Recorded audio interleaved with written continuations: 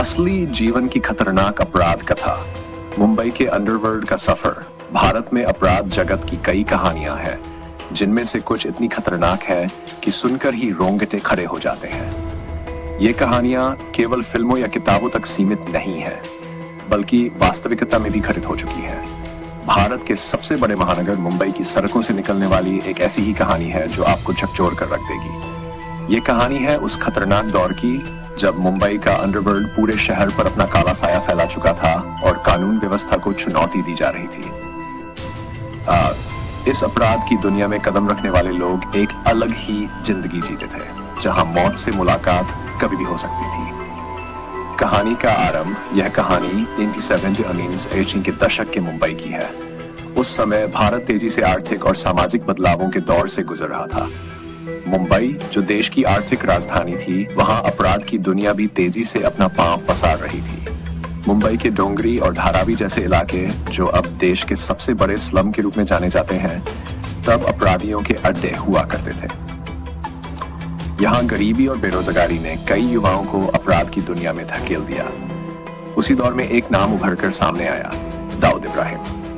दाऊद का नाम उस समय सामने आया जब मुंबई के माफिया डॉन हाजी मस्तान और करीम लाला के बीच संघर्ष चल रहा था।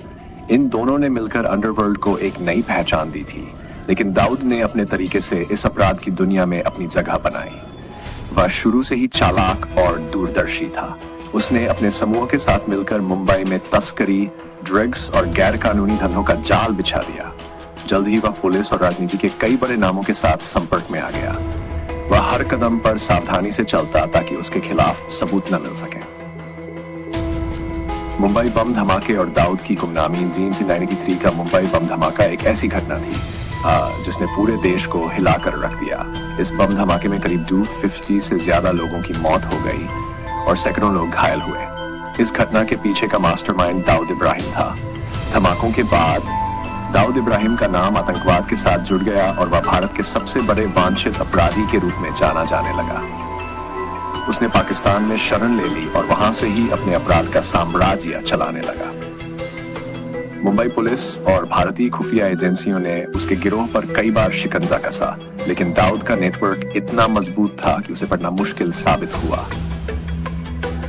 उसने अपना साम्राज्य सिर्फ भारत तक सीमित नहीं रखा, बल्कि दुबई, पाकिस्तान और अन्य देशों में भी अपनी पकड़ बना ली। मुंबई में उसका रड़ इतना था कि लोग उसका नाम तक लेने से डरते थे। उसकी हरकतें इतनी संगठित और गुप्त थीं कि वह हमेशा कानून की नजरों से बच निकला। एनकाउंटर स्पेशलिस्ट का दौर 1990 के दशक के अंत और ETN के दशक की शुरुआत में मुंबई पुलिस ने अंडरवर्ल्ड पर शिकंजा कसना शुरू किया। ये है वो दौर था जब एनकाउंटर स्पेशलिस्ट पुलिस अधिकारियों की एक खास टीम का उदय हुआ। इनमें प्रदीप शर्मा, दया नायक और विजय सालस्कर जैसे नाम शामिल थे, जिन्होंने मुंबई के कई बड़े गैंगस्टर्स को मौत के घाट उतारा। ये पुलिस अधिकारी बिना किसी डर के सीधे अपराधियों के ठिकानों पर धावा बोलते थे और कई बार एनकाउंटर के जरिए उन्हें मार गिराते थे। मुंबई के कई बड़े नाम जैसे अरुण गवली, छोटा राजन, अबू सलेम और बबलू श्रीवास्तव जैसे खतरनाक अपराधियों को इन एनकाउंटर स्पेशलिस्ट ने घेर लिया था। इनकी कार्रवाइयों के बाद अंडरवर्ल्ड का दबदबा कुछ कम हुआ, लेकिन यह भी सच है कि हर मुठभेड़ के बाद एक नए अपराधी का उदय होता था। खतरनाक जीवन मुंबई का अंडरवर्ल्ड एक ऐसी दुनिया थी जहां पैसा, ताकत और मौत का खेल चलता था। जो भी इस दुनिया में कदम रखता, उसकी जान कभी भी जा सकती थी।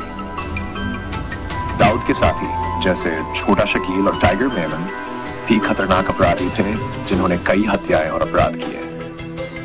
ये अपराधी कभी भी अपने दुश्मनों को खत्म करने से नहीं चूकते थे, चाहे वह दिन हो या रात। दुश्मनी के चलते कई लोगों की हत्याएं हुई, जिनमें पुलिस अधिकारी, पत्रकार और राजनेता भी शामिल थे। पुलिस और राजनीति का संबंध मुंबई का अंडरवर्ल्ड केवल अपराधियों तक सीमित नहीं था। इसमें राजनीति और पुलिस का भी गहरा संबंध था।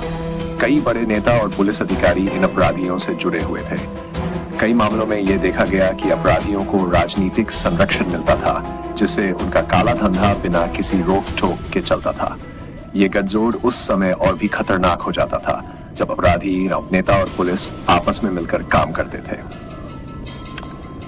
निष्कर्ष, यह असली जीवन की अपराध में इस बात का एहसास कराती है कि अपराध की दुनिया में कोई स्थिरता नहीं होती।